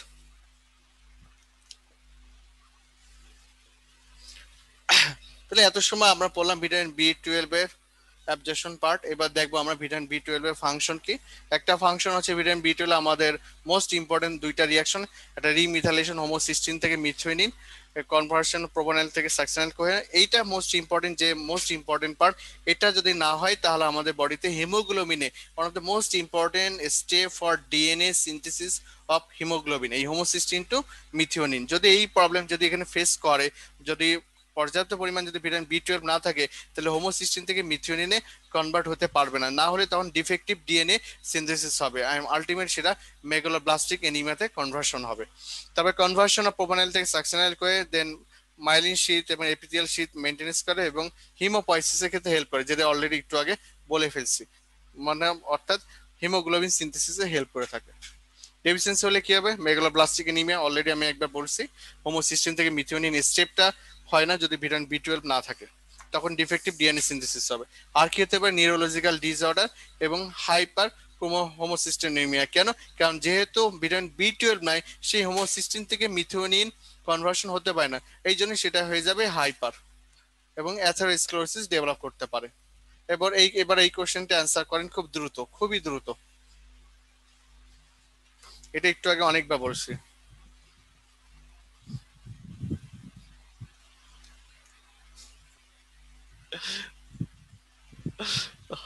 ওকে ডক্টর সানি আমিন, আমি জানি না আপনার ভাইয়ের কাহিনী, বাট আমি পড়ার সময় আমার কাছে খুব এটা মনে পড়লো, দ্যাটস আমি এটা বললাম। হ্যাঁ, থ্যাংক ইউ। হ্যাঁ, this is the right answer, ileum, যাতে সারা জীবন গল্প যেন মনে থাকে এবং সাইট অফ লোকেশনে যেন মনে থাকে। This is the site terminal ileum. Thank you everyone. তাহলে এবার দেখেন neurological finding, vitamin B 12 deficiency হলে কি কি নিউরোলজিক্যাল ফাইন্ড পাবেন। এগুলো কিন্তু ইনফিনিটি স্টার, খুব ভালো করবেন, এফসিবিএস রেসিডেন্সি বিসিএস সব জায়গা থেকে আসবে। পেরিফেরালে কি হবে, গ্লোব স্ট্রাক প্যারাস্থেসিয়া হবে, অ্যাঙ্কেল রিফ্লেক্স লস হবে। স্পাইনাল কর্ডে দেখেন সাবএকুইট কম্বাইন্ড ডিজেনারেশন স্পাইনাল কর্ড হবে, যেটা পোস্টেরিয়র কলাম এবং কর্টিকো স্পাইনাল কর্ড ট্র্যাককে ইনভলভ করেন। পোস্টেরিয়র কলামকে যদি করে তাহলে সে ভাইব্রেশন সেন্সেশন প্রপিউশন এটাকে ডিমিনিশড হবে অর্থাৎ কমতে থাকবে। আর কর্টিক্যালকে যদি ইনভলভ করে তাহলে আপার মোটর নিউরন সাইনগুলো আমরা পাবো। এটা 23rd এডিশন থেকে নিয়ে। সেরেব্রামকে যদি ইনভলভ করে তাহলে তার ডিমেনশিয়া এবং অপটিক অ্যাট্রোপি হবে, আর সাথে অটোনমিক নিউরোপ্যাথি। তাহলে বুঝতে পারছেন কি কি প্রবলেম হচ্ছে নিউরোলজিক্যাল ফাইন্ডিংস অফ ভিটামিন বি12 ডেফিসিয়েন্সি। এবারে এটা অ্যান্সার খুব দ্রুত করেন। দেখেন আজকে কতগুলো কোশ্চেন আমরা দেখছি 39 বিসিএস এ, কত কোশ্চেন আসছে এখান থেকে, খুবই দ্রুত, খুবই দ্রুত অ্যান্সার করেন। এটা 39 বিসিএস এর কোশ্চেন।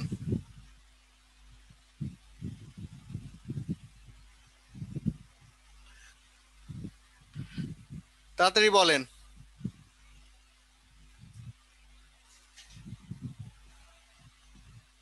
কি বললেন আপনারা, অ্যান্সার কে? Optic atrophy. আল্লাহ, এত সময় আমি আপনাদের কি পড়াই আর আপনারা কি দেখেন? এইখানে কি দেখালাম? সেরেব্রাম, সেরেব্রামে কি আছে? এটা কি লেখা? এটা অপটিক অ্যাট্রোপি লেখা। এটা কি লেখা? এটা দেখ। তাহলে এই অপটিক অ্যাট্রোপি যদি এখানে থাকে তাহলে অ্যান্সার কি করে অপটিক অ্যাট্রোপি হয়? হ্যাঁ,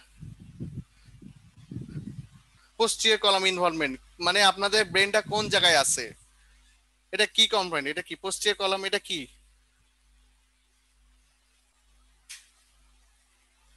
একটু ব্রেনটারে কনসেন্ট্রেশন করেন। দেখেন কর্টিক স্পাইনাল ট্র্যাক ইনভলভমেন্ট আমরা একটু আগে দেখলাম, আপার motor neuron syndrome, posterior column involvement, তার মানে কি ভাইব্রেশন এগুলো লস হবে না। তারপর অপটিক অ্যাট্রোপি কোনো অপশনে আছে, তাহলে অ্যান্সার বি নাই, অ্যান্সার সিজার। হ্যাঁ, এখানে কোশ্চেনটা কি? এখানে কি? এখানে আমি মার্ক করা না আনলাইকলি টু হ্যাপেন। আনলাইকলি মানে কি? এগুলো তো হচ্ছে, কর্টিক্যাল স্পাইনাল হবে, পোস্টেরিয়র কলাম হবে, অপটিক অ্যাট্রোপি। এখানে সিজারের কথা কি অপশনের মধ্যে আছে কোথাও, নাকি বক্সের মধ্যে আছে? এখানে কোশ্চেনটা কি আনলাইকলি না লাইকলি কি বলেছে?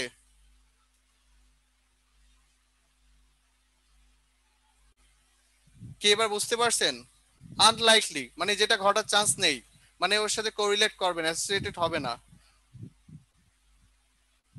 কি এবার বুঝতে পারছেন তো? কোশ্চেন দেখেন আপনার কিভাবে ভুল করি পরীক্ষার হলে, কিভাবে ভুল করছি আমি একটু আগে এই জন্য বক্স দেখাই তারপর কোশ্চেন দিলাম। 39 বিসিএস এর কোশ্চেন এটা। ভিটামিন সি দেখেন, ভিটামিন সি দেখেন অ্যাক্টিভ ফর্ম কি? অ্যাসকর্বিক অ্যাসিড, এটা আমরা জানি। সোর্স দেখেন সাইট্রিক ফুড, এগুলো জানি। গ্রিন ফুড কোথায় পাবো? তারপরে দেখেন ফাংশন, এর function infinity, infinity star, infinity star. তাহলে দেখেন পোস্ট ট্রান্সলেশন ম্যাচুরেশন হবে কোলাজেন, স্পেশালি কোনটা? প্রোলিন এবং লাইসিন। আগে একটু আগে আমি ব্যাখ্যা করছি। আগে বলছিল ভিটামিন কে করছিল ক্লটিং ফ্যাক্টর, ভিটামিন সি করবে কোলাজেনকে, সেটা হচ্ছে প্রোলিন এন্ড লাইসিন। কি করে? আইটা আয়রন অ্যাবজর্পশন হেল্প করে, অ্যান্টিঅক্সিডেন্ট হিসেবে কাজ করে, ক্যাটেকুলামাইন সিনথেসিস বাইল অ্যাসিড, এবং আমাদের বডিতে কোলেস্টেরল লেভেলকে রিডিউস করবে। খুব ভালো করে পড়বেন এটা, এই ফাংশনগুলো। ডেফিসিয়েন্সি হলে কি হবে? স্কারভি হবে, স্কারভি হবে। This is the figure of scurvy. Okay, figure of scurvy, that the gingival swelling and bleeding, figure of scurvy. তাহলে এবারে দেখেন স্কারবি ভিটামিন ডি ডেফিসিয়েন্সি হলে কোন কোন ক্ষেত্রে আমরা কি পাবো দেখেন। একটা হচ্ছে রিকোয়ারমেন্ট কাদের খেতে পারবে, যখন ইনক্রিজ রিকোয়ারমেন্ট যাদের ক্ষেত্রে পরিমাণ বাড়ে যায়, যেমন এই দেখেন এনি ট্রমা সার্জারি, আমরা এই জন্য দেখেন না ওটি হওয়ার পরে, সিজার হওয়ার পরে বা এই ধরনের পেশেন্ট হওয়ার পরে আমরা তাদেরকে কি ভিটামিন সি যুক্ত খাবার দিই, কারণ তার রিকোয়ারমেন্টটা অনেক বেশি লাগবে, অনেক বেশি লাগবে, এখানে দিয়ে থাকি। এছাড়া স্মোকিং ড্রাগসের ক্ষেত্রে বললাম। ডায়েটারি ডেফিসিয়েন্সি, কেউ যদি 2 মাসে আস্তে আস্তে তার ডেফিসিয়েন্সি হয়, মোর দেন 2 মান্থস, মোর দেন 2 মান্থস উপরে যদি সে যদি না খেয়ে থাকে, আস্তে আস্তে তার স্কারবি চান্স অনেক বেড়ে যাবে। ক্লিনিক্যাল ফিচারের মধ্যে আমরা কি পাবো দেখেন, infinity, infinity star, swelling gums থাকবে, ব্লিডিং হবে, পলিফিকার হিমোরেজ হবে, একাইমোসিস মধ্যে ব্লিডিং হতে হতে তার স্কিনের কালার চেঞ্জ হয়ে যাবে, হিমোথিসিস মানে জয়েন্ট স্পেসে ব্লিডিং হবে, গ্যাস্ট্রোনসিস ব্লিডিং, এনিমিয়া, এবং তার আস্তে আস্তে পোর উন্ড হেলিং, অর্থাৎ উন্ড গুলো ভালো করে কি শুকাবে না। এই জন্য তাহলে আমাদের কি করতে হবে? তাহলে যে সকল পেশেন্টের ওটি হবে তাদেরকে আমরা কি করি? তাদেরকে বেশি করে ভিটামিন সি যুক্ত খাবার খাওয়াতে হবে, তাহলে তার কি হবে? উন্ড হিলিংটা আরো দ্রুত হবে। হ্যাঁ, ডেইলি ইনটেকটা দেখেন।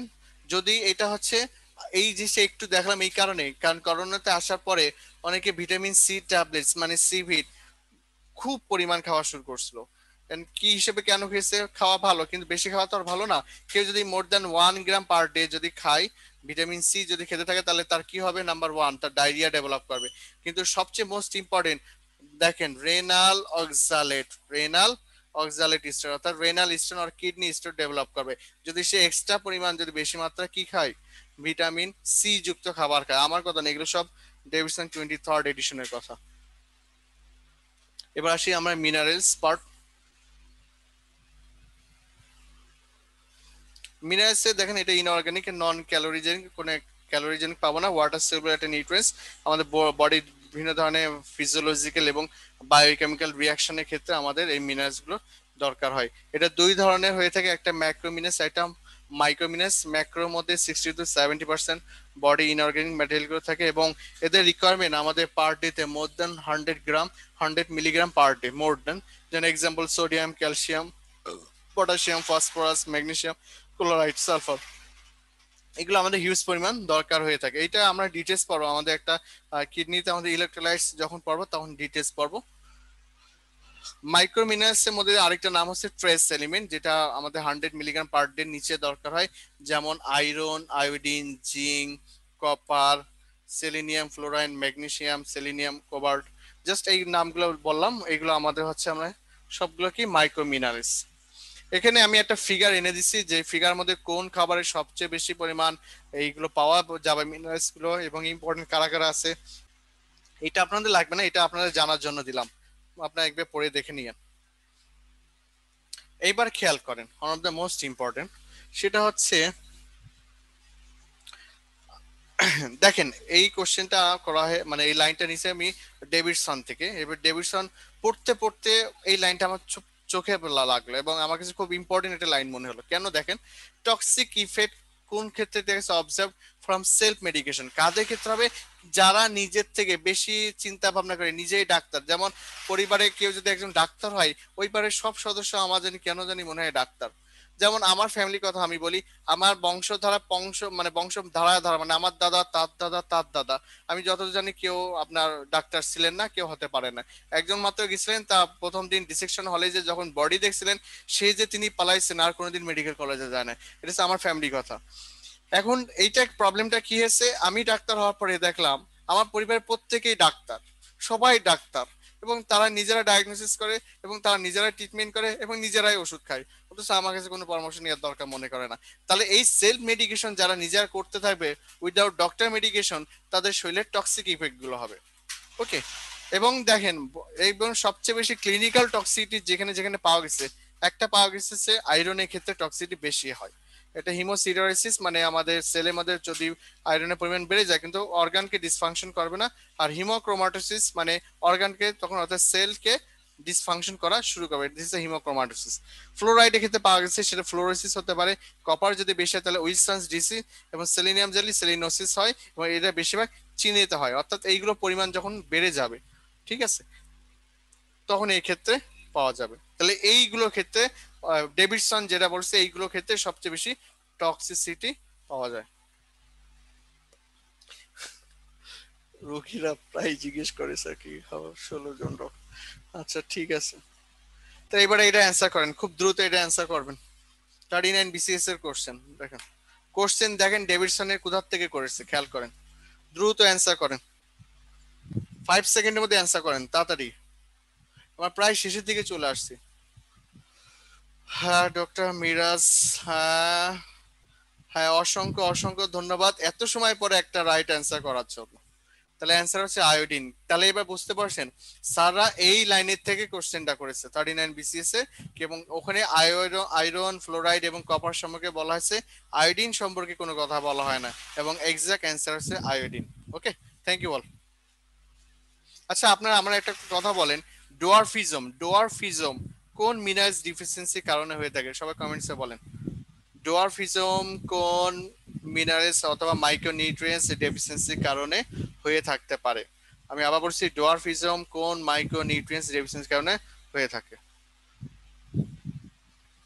আয়োডিন, ডক্টর সানি আমিন ভাই, আয়োডিন।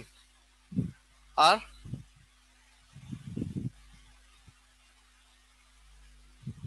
এনিওয়ান?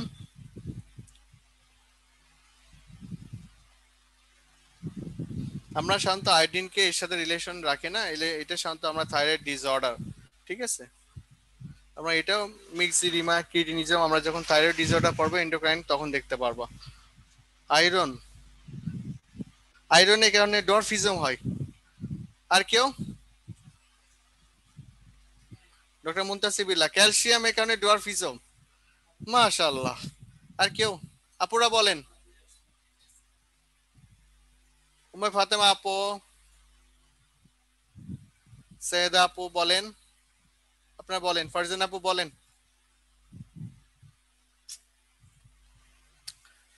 আল্লাহ।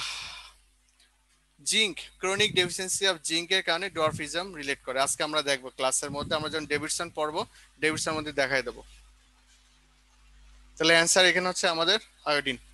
তাহলে দেখেন আয়োডিনের সোর্স দেখেন, আয়োডিন সল্ট, সি ফিশ, অর্থাৎ সি রিলেটেড যা পাবেন this is the source of iodine.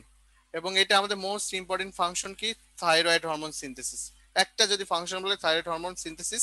এবং হাইপোথাইরয়েডিজম যেটা হয়ে থাকে, মানে আয়োডিন ডেফিসিয়েন্সি মেক্সিডিমা ক্রিটিনিজম হয়ে থাকে মিজিনোরা অ্যাডাল্টে, আর ক্রিটিনিজম চাইল্ডের ক্ষেত্রে। আর আয়োডিন ডেফিসিয়েন্সি গয়টার হয়ে থাকতে পারে। আয়রনের সোর্স আমরা দেখি, আয়রনের সোর্স দেখেন হচ্ছে অ্যানিমাল সোর্স এবং ভেজিটেবল সোর্স। আমি সোর্স নিয়ে আর ব্যাখ্যা করছি না। ফাংশনটা দেখেন, এটা আমাদের most important, haemoglobin myoglobin synthesis করে এবং ডেফিসিয়েন্সি হলে আমাদের মাইক্রোসাইটিক হাইপোক্রোমিক অ্যানিমিয়া ডেভেলপ করবে। ওকে। জিঙ্কের ক্ষেত্রে দেখেন, জিঙ্কের সোর্স এগুলো দিয়ে আছে। ফাংশন কি? এটা cofactor for many enzymes, carbonic anhydrate supports, আর এটা গোনাডাল অ্যাক্টিভিটি গ্রোথ। দেখেন একটা ফাংশন দেখেন, গ্রোথে হেল্প, এবং গ্রোথ এবং ওন্ড হিলিং এর ক্ষেত্রে হেল্প করে। মাইক্রো মিনারেলস খেয়াল করে দেখবেন। ডেফিসিয়েন্সি ডিসঅর্ডার কি কি কি হতে পারে? তার হাইপোগোনাডিজম হতে পারে, ইনফার্টিলিটি ডেভেলপ করতে পারে, এবং ইনফার্টিলিটি ট্রিটমেন্টের মধ্যে জিঙ্কে রাখা হয়। গ্রোথ ফেলার হতে পারে, ইম্পেয়ার্ড ওন্ড হিলিং হতে পারে, এবং তার ডার্মাটাইটিস ডেভেলপ করতে পারে ডেফিসিয়েন্সির মধ্যে, তাই না? এইবার আপনি আসলে দেখেন, এটা হচ্ছে এখন যেগুলো পড়বে সবগুলো হচ্ছে আমাদের Davidson 23rd edition. Acute zinc যার ডেফিসিয়েন্সি হয়ে থেকে রিপোর্টে দেখা গেছে তার প্রলং টাইম, মানে যে সকল খাবার নিউট্রিশন গুলো নিচ্ছে তার মধ্যে অনেক দিন ধরে জিঙ্ক থাকে না। যদি না থাকে কি কি প্রবলেম গুলো হবে? নাম্বার ওয়ান, তার ডায়রিয়া ডেভেলপ করবে, মেন্টাল অ্যাপেথি ডেভেলপ করবে, কিছুই ভালো লাগবে না, ময়েস্ট ডেভেলপ করবে, এক্সিটামাইস ডার্মাটাইটিস, এক্সিমা যেমন হয় ডার্মাটাইটিস সেইভাবে হবে, এবং স্পেশালি অ্যারাউন্ড দ্য মাউথ, কোথায় হবে? মাউথের চারিপাশে হবে, ঠিক আছে। এবং আস্তে আস্তে মাথার চুলগুলো পড়া শুরু করবে, বুঝতে পারছেন? তাহলে আমাদের মাথার চুল যাতে কম পড়ে, তারা one of the most important treatment আপনি জিঙ্ক দিতে পারেন অ্যাকর্ডিং টু দা, যদি আমাদের ডেভিডসন পার্টে যান। যদি ক্রনিক ডেফিসিয়েন্সি থাকে অনেক দিন ধরে, যদি তার ক্রনিক যদি থাকতে থাকে, তাহলে ক্রনিক ডেফিসিয়েন্সি যখন জিঙ্ক ডেফিসিয়েন্সি থাকবে, অকার্স ইন ডায়েটারি ডেফিসিয়েন্সি, ম্যালাবজেশন হতে পারে, সিন্ড্রোম হতে অ্যালকোহলিজম হতে পারে, associated with the hepatic cirrhosis পর্যন্ত হতে পারে, ঠিক আছে।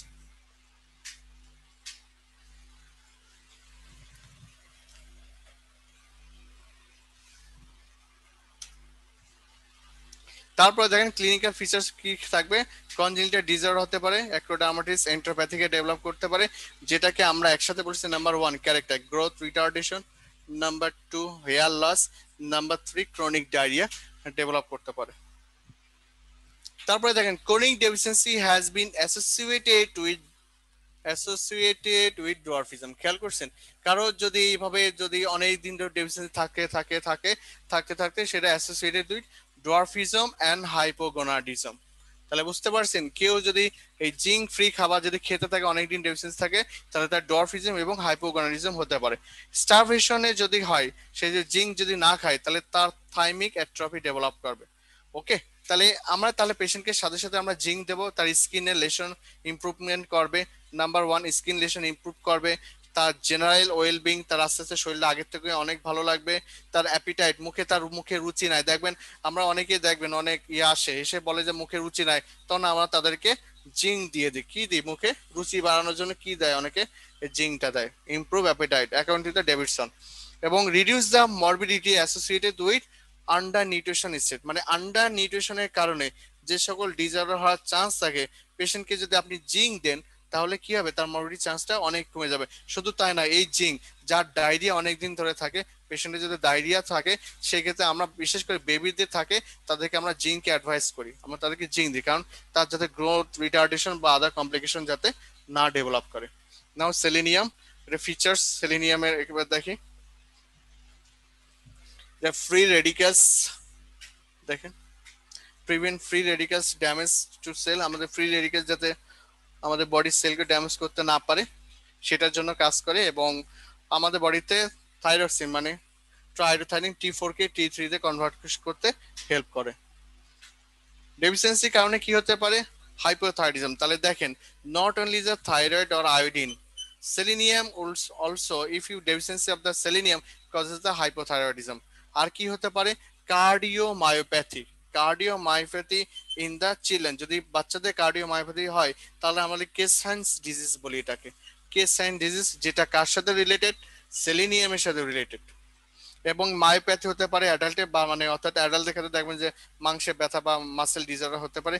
কেউ যদি এক্সেস পরিমাণ সেলেনিয়াম হয় খেতে থাকে, তাহলে তার কার্ডিয়াক ডিজিজ হওয়ারও চান্স থাকবে। অর্থাৎ জীবনে আপনার উন্নতি করতে গেলে মধ্যম পন্থা অবলম্বন করতে হবে। ফ্লোরাইড,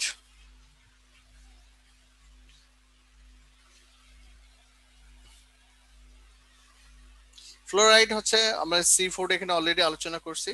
ফাংশনে দেখেন, এটা হার্ডনি বনে হার্ডনেস বাড়াবে টিতে, এবং আপনার যে পেস্টে যত অ্যাড দেখবেন সব জায়গায় দেখবেন, অর্থাৎ পেস্টে যত অ্যাড থাকবে সেখানে ফ্লোরাইডের কথা তারা বারবার উল্লেখ করে, কারণ এটা টিতে হার্ডনেস বাড়াবে, টুথ ডিকে কে প্রিভেন্টস করবে। যদি ডেফিসিয়েন্সি হয় তাহলে ডেন্টাল ক্যারিস হবে।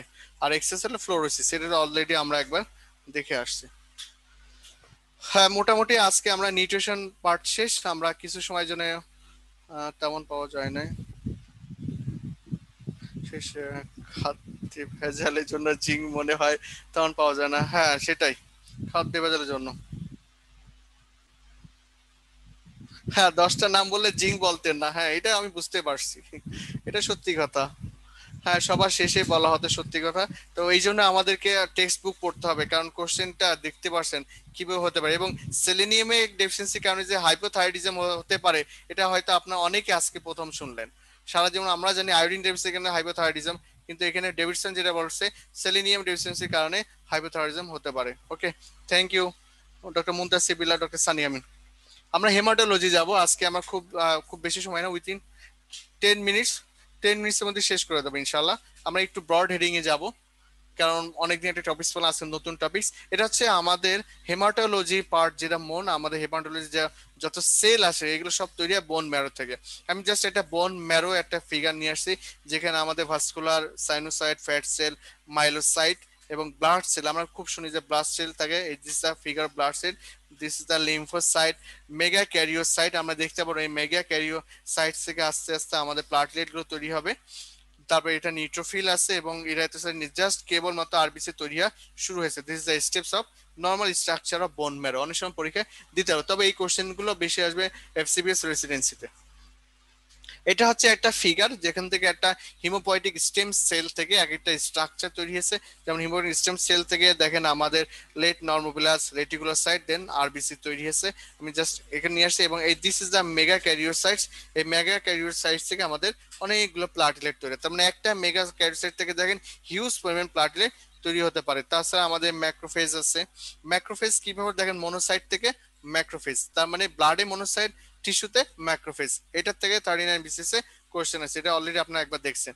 এবং নিউট্রোফিল গুলো দেখেন, আমাদের বডিতে যে নিউট্রোফিল, নিউট্রোফিল, ইওসিনোফিল এবং বেজোফিল, এবং এই তিনটা সেলকে নিয়ে আমরা প্রায় একটা ওয়ার্ড পড়ি, পলিমরফোনিউক্লিয়াস সেল, পলিমরফোনিউক্লিয়াস সেল। কিন্তু অনেকে আমরা জানি না আসলে কোনগুলো সেলগুলোকে আমরা পলিমরফোনিউক্লিয়াস সেল বলি।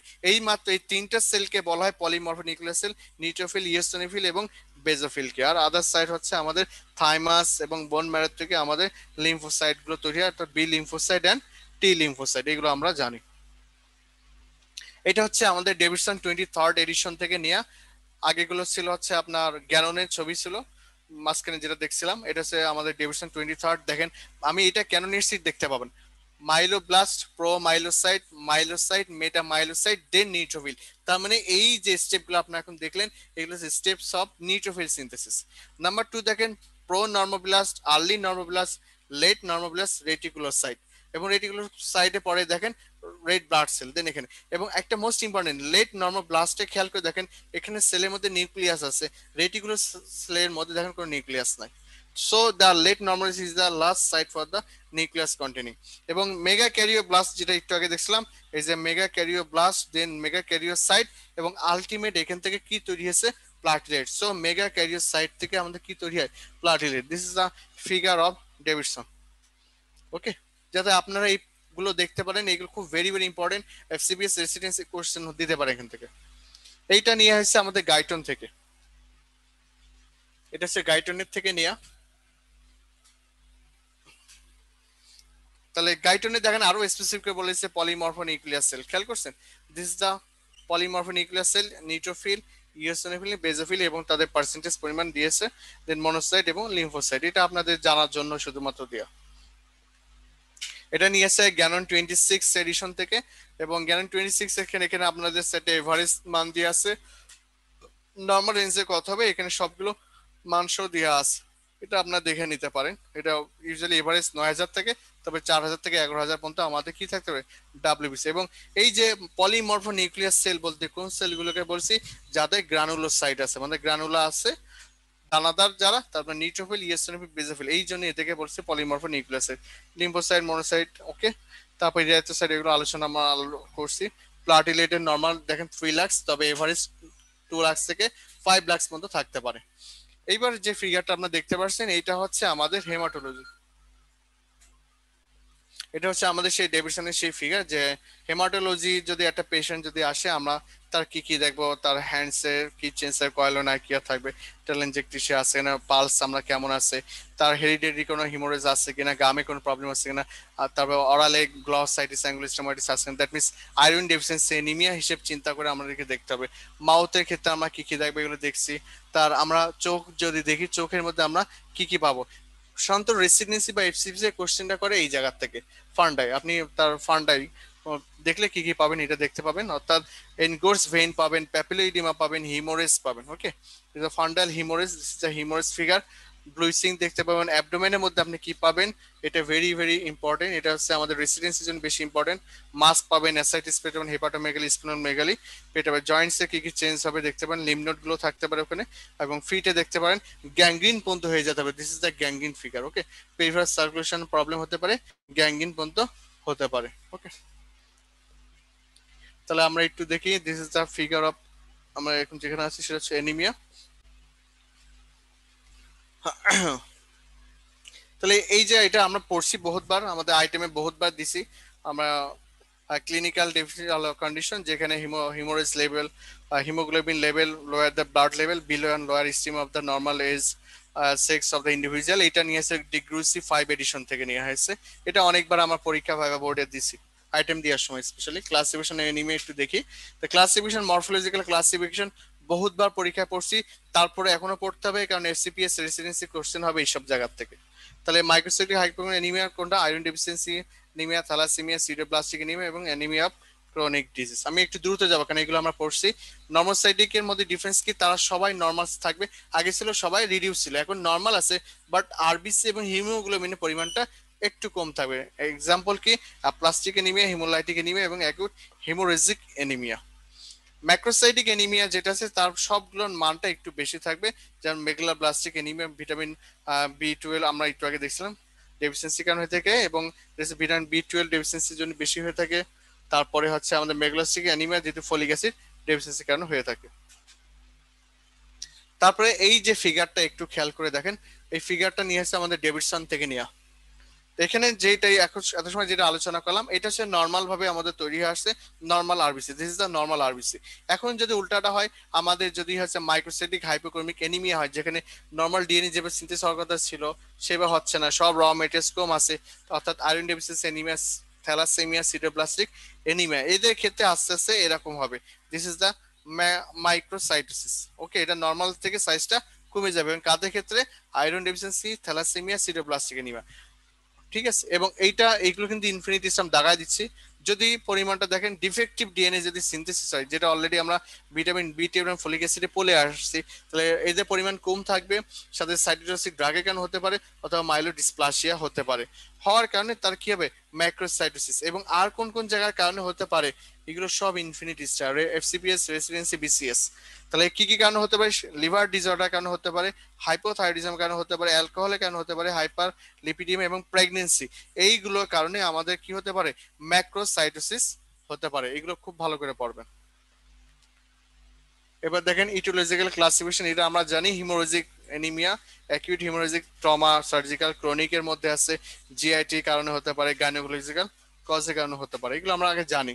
তারপরে হিমোলাইটিক অ্যানিমিয়া হতে পারে আরবিসি ডিস্ট্রাকশন কারণে, সেটা ইন্টার কর্পসকুলার হতে পারে, এক্সট্রা কর্পসকুলার হতে পারে। ইন্টার যদি হয় তাহলে থ্যালাসেমিয়া এবং haemolytic disease of newborn in case of extra corpuscular. Dyshaemopoietic anaemia মানে এনিমিয়া যখন impermanent red cell production problem যদি হয়ে থাকে, এসেনশিয়াল র মেটার যদি না পায়, যেমন iron deficiency anaemia, megaloblastic anaemia, nutrition anaemia due to the protein energy malnutrition, এবং স্কারবি কারণেও হতে পারে, অর্থাৎ ভিটামিন সি ডেফিসিয়েন্সি। কারণ আমরা দেখছিলাম ভিটামিন সির একটা ফাংশন হচ্ছে আয়রন অ্যাবজর্পশন, এই কারণে এটা এনিমিয়া ডেভেলপ করতে পারে। বোন ম্যারে যদি কোনো প্রবলেম হয়, যেমন aplastic anaemia, sideroblastic anaemia, renal failure কারণে হতে পারে, কারণ ইরাথ্রোপয়েটিন আগের মধ্যে সিক্রেশন হতে পারে না, অথবা এন্ডোক্রাইন ডিসঅর্ডার কারণে হতে পারে। তখন আমরা এটা ডিটেলস পড়বো। যেমন ইরাথ্রোপয়েটিন নিজে একটা হরমোন। এটা হচ্ছে আমরা অনেক আচ্ছা এখানে, আচ্ছা এটা থাক, ওইটা আমরা নেক্সট ক্লাসে, এটার অ্যান্সার খুব দ্রুত করেন, খুবই দ্রুত এটা অ্যান্সার করেন।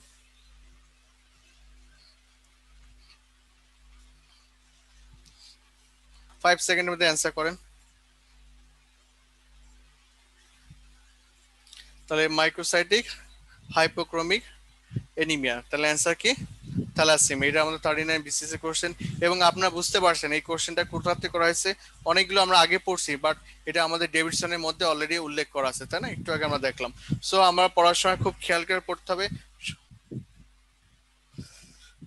জন্য হ্যাঁ, রবিনস প্যাথোলজি ফটোর মতো না, বই অনেকগুলো ছবি এখানে নিয়ে আসছে। এখানে আপনার গাইটনের থেকে নিয়ে আসছে, গাইটন, গ্যানন, ডেভিডসন, রবিনস থাকলে রবিনসন নিয়ে অনেকগুলো বইয়ের থেকে এডিট করা থাকে, সবগুলো তো আমি বলে দিই ক্লাসে। তো আজকে এই পর্যন্ত থাক, আমরা নেক্সট ক্লাসে ইনশাল্লাহ পরের থেকে হেমাটোলজি পার্ট থেকে শুরু করবো। হেমাটোলজি পার্টে আমরা সেলের থেকে কিছু কথা বলে, নিউট্রোফিলস, বেসোফিল, ইয়েসনের ফিল্ড, দেন আস্তে আস্তে আমরা বেন মেন যে বেসমেন্ট অফ হিমোলয় হলো, দ্যাট মিনস হেমাটোলজি ডিসঅর্ডার যা আছে বা ব্লাড ডিসঅর্ডার, তখন আলোচনা করব ইনশাল্লাহ। আজকে সবাই বুঝতে পারছেন, যাও কিছু মনে করবে না, আমি ক্লাসে মানুষের বকা টকা দিই, কারণ হচ্ছে আপনাদের ভালোর জন্য। ক্লাসে যেন কনসেন্ট্রেশন করেন, আপনারা যেন বুঝতে পারেন যে কোশ্চেন কোথা থেকে আসছে, হ্যাঁ, এটা যেন প্রায়োরিটি দিতে পারেন, ভালোভাবে পড়াশোনা করবেন, ভালো করে প্রিপারেশন নেবেন। কারো কোনো কোশ্চেন আছে, এনি কোশ্চেন, এনিওয়ান? সবাই কি ক্লাসে বুঝতে পারছেন, একটু বলেন সব বুঝতে পারছি কিনা, সবাই কি বুঝতে পারছেন? ওকে, থ্যাংক ইউ। আপনারা সবাই ভালো থাকবেন, সুস্থ থাকবেন। আজকে এই পর্যন্ত, নেক্সট ক্লাসে নতুন কোনো টপিকস নিয়ে ইনশাল্লাহ কথা হবে। আর আপনাদের আছে অলরেডি, আমরা ক্লাসে এক্সাম আমরা দিয়ে দিচ্ছি প্যাথোলজি 4, যেটা অলরেডি আপনাদের হয়তো টেস্টে দিয়ে আছে। সবাই পরীক্ষা দেবেন, আমার কথা সবাই পরীক্ষা দেবেন, পারেন না পারেন যাই পান আর যেটাই পান, বিষয় না বিষয় পরীক্ষা দেবেন। পরীক্ষা দিলে হয়তো নতুন কিছু জানতে পারবেন, নতুন কিছু শিখতে পারবেন, নতুন ভাবে আরো পড়াশোনা আগ্রহ বাড়বে। সবাই আজকে এই পর্যন্ত, ভালো থাকেন, সুস্থ থাকেন, আল্লাহ হাফিজ।